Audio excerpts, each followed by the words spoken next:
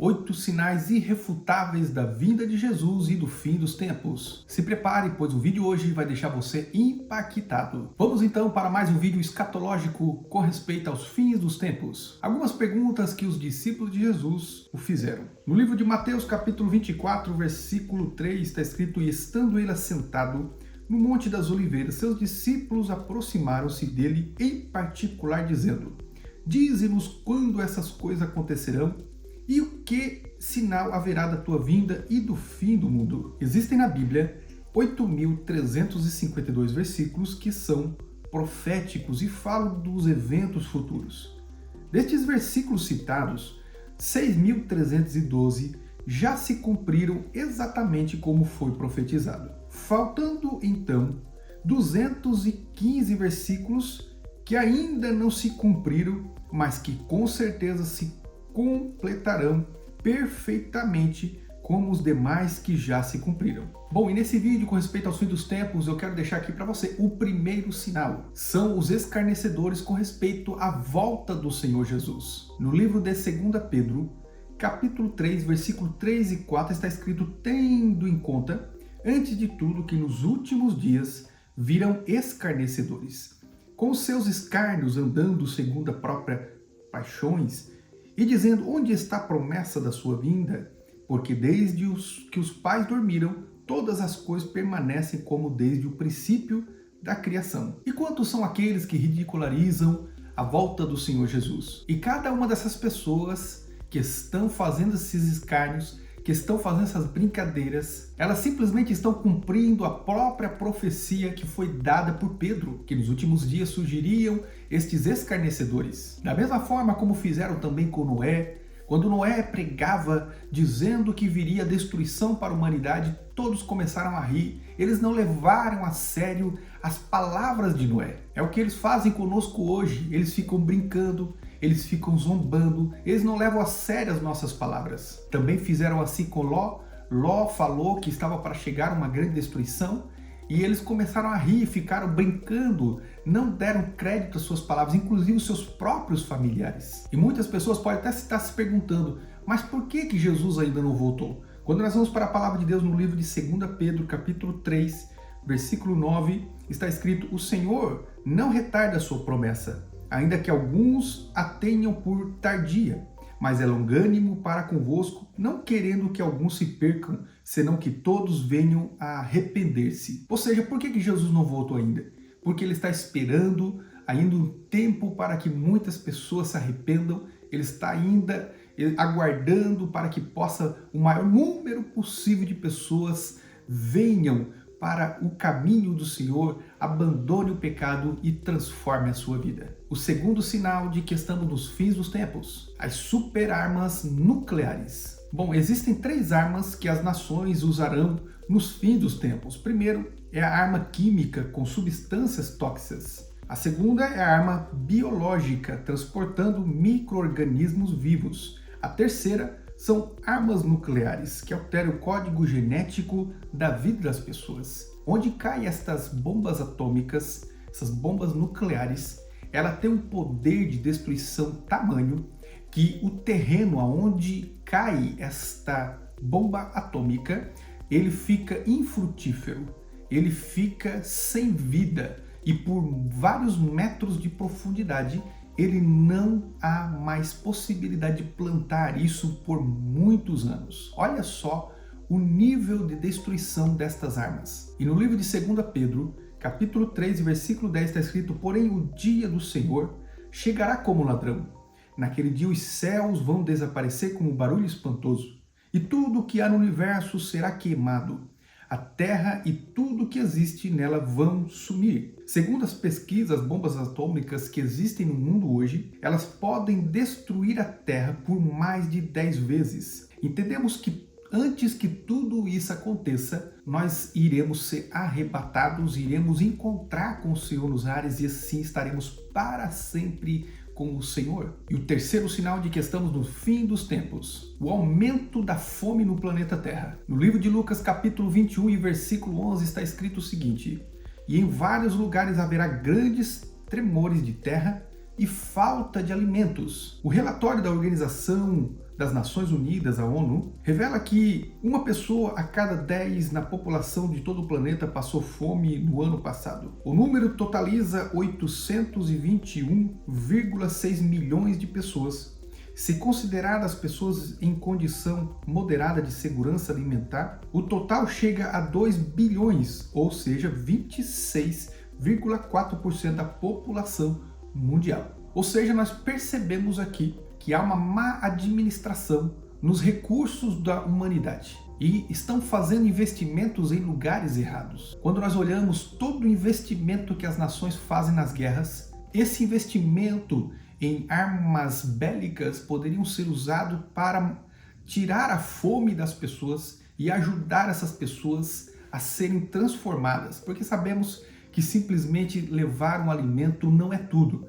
Precisamos levar também a instrução, a capacitação e preparar essas pessoas para o mercado, né, de trabalho e assim tirar essas pessoas da escravidão e daquela situação de miséria na qual as pessoas se encontram. Bom, antes de darmos continuidade, eu gostaria de convidar você para verificar se você já está inscrito aqui no nosso canal. Caso você ainda não esteja inscrito, se inscreva, me dê a honra da sua inscrição e também ative o sino das notificações de forma que todas as vezes que um vídeo novo sair, você seja notificado e seja então abençoado através dos vídeos que aqui todas as semanas eu tenho lançado. O quarto sinal de que estamos nos fins dos tempos, a depreciação dos bons costumes. O Senhor Jesus, ele falou no livro de Mateus, capítulo 24, versículo 12, e por se multiplicar a iniquidade, o amor de muitos se esfriará. Interessante quando o Senhor Jesus ele fala que o amor de muitos se esfriará devido ao aumento de pecado no mundo, é justamente porque o Senhor Jesus ele sabia que nos últimos dias iria sair esta nova teoria da relatividade. Hoje as pessoas estão relativizando tudo, inclusive os valores. Aquilo que era santo hoje já não é mais santo. O que era profano hoje já não é mais profano. O que era errado hoje já não é mais errado.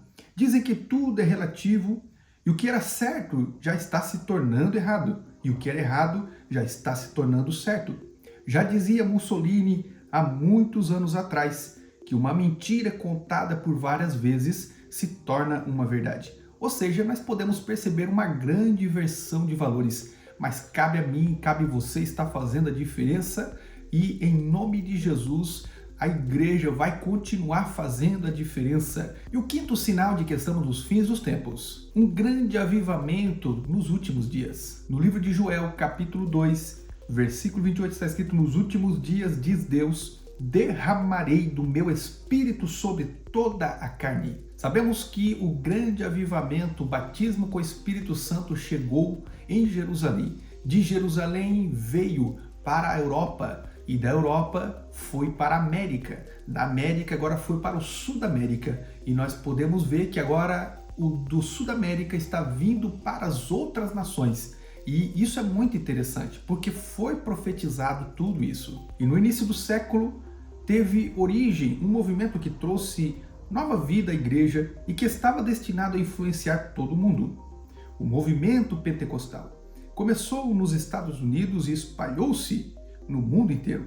A Igreja de Cristo passou a viver uma nova dimensão de poder, vivenciando experiências sobrenaturais, como falar em línguas, as curas e a expulsão de demônios. Não se pode negar que o sentido da autoridade espiritual, milagres e a Igreja de Cristo tem vivido um tempo como nunca antes. Nós entendemos que os dias que nós estamos vivendo, eles são extraordinários. O grande crescimento do Evangelho no mundo, nós estamos fazendo a diferença na nossa geração. E tudo isso foi profetizado de que nos últimos dias, disse Deus, derramaria do seu Espírito sobre toda a carne. O sexto sinal de que estamos nos fins dos tempos, falsas religiões e seitas. Jesus disse no livro de Mateus, capítulo 24, versículo 5, no seu famoso Sermão do Monte, porque virão muitos em meu nome dizendo eu sou Cristo e enganarão a muitos. Nós entendemos que quando Jesus ele falou que nos últimos dias surgiriam falsos cristos, trazendo então essas falsas doutrinas, né? É porque ele estava se referindo justamente aos acontecimentos dos últimos dias, como falsos profetas, falsos apóstolos, falsos mestres, introduzindo e preparando, né? Produzindo falsos crentes. Hoje ninguém quer se submeter. Hoje, se eu estou insatisfeito, eu abro a minha própria igreja, fora da direção. Muitos pagam preço, muitos estão em rebeldia. E hoje nós podemos perceber que tudo isso tem causado grandes escândalos e muitas pessoas já não querem ir mais para a igreja devido aos escândalos, devido a esses falsos crentes com falsas teorias, com doutrinas de demônios, ensinamentos que são antibíblicos, e cabe a mim, cabe a você ter o discernimento e o conhecimento bíblico para refutarmos estes ensinamentos que são doutrinas de demônios. Pois o próprio Senhor Jesus, ele disse: cuidado, ninguém vos engane, surgirão falsos cristos, falsos profetas, falsos ensinadores, e eu e você precisamos ficar alertas. Sétimo sinal de que estamos nos fins dos tempos: os fenômenos da natureza. No livro de Lucas, capítulo 21, versículo 11, está escrito: e haverá grandes terremotos, fomes, pestilências em vários lugares e coisas espantosas. Hoje, quando nós ligamos as televisões, nós começamos então a ver as coisas acontecendo, e tudo isso nos deixa muitas vezes perplexos, sem palavras. O tsunami no sudoeste asiático, os tufões e terremotos dos últimos 20 anos têm de fato produzido preocupações para as autoridades mundiais.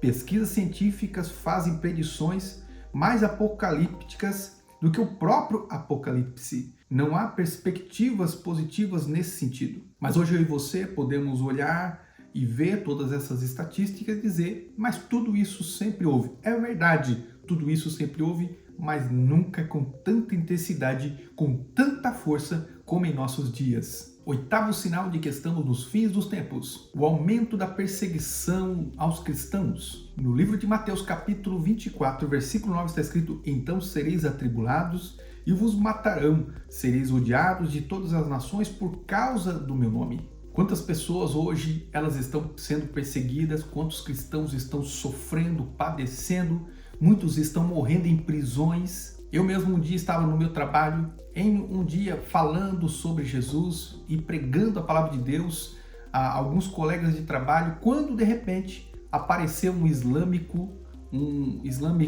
radical, e ele falou para mim parar de pregar. Ele disse assim: eu queria que você pregasse e falasse de Jesus, falasse do amor de Jesus lá na minha terra, lá na minha cidade. Sabe o que ia acontecer com você?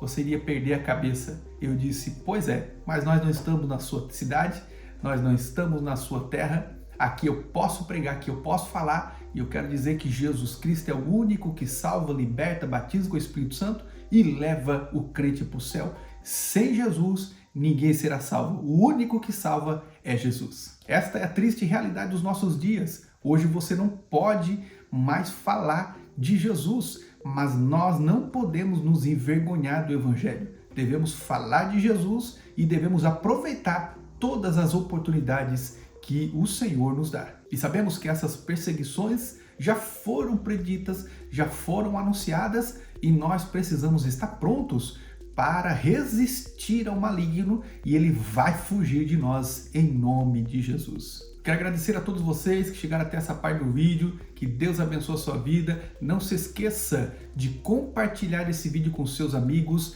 Não se esqueça também de se inscrever, deixar o seu like e o seu comentário. Você fazendo assim, nós vamos alcançar mais vidas e você vai me ajudar a evangelizar e a pregar a palavra de Deus. Que Deus abençoe você. Um forte abraço e nos vemos no próximo vídeo.